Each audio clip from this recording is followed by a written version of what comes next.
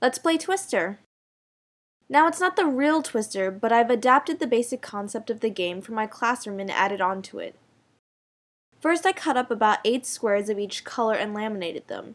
In the classroom, I would get my students to clear their desks and lay out all the colors on the floor. Now for my Twister, there were several levels. The first part was just a warm-up. The teacher calls out the color and the student has to find the color and place their foot on top. One square can host more than one student. I did this a couple of times to warm up the kids and then moved on to level 1. Level 1 was body and color. Like normal Twister, I would call out a body part and a color, and the student would have to touch the color with that body part. Unlike real Twister, they didn't have to keep touching the first color after the second was called.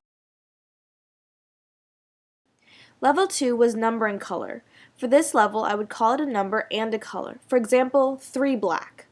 Students had to form a group of 3 and stand on a black square. So if the students were not able to get the correct number, or if the people stand on the wrong color, they were out.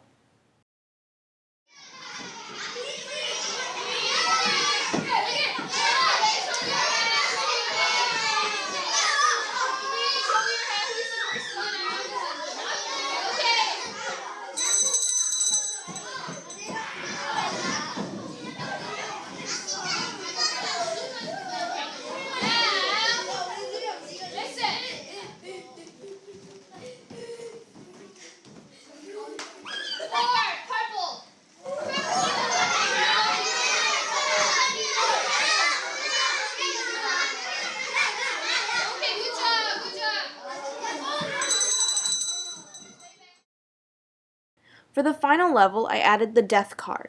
So, like level 2, I would call it a number and a color. Students who could not form the group or find the correct color were out. After they sit out, I instructed the remaining groups to flip over their color card. If they had a silly face on it, this was the death face, and it meant their team was killed. Like this, I would continue the game until I had one winner. The game was good for reviewing color, body parts, and numbers.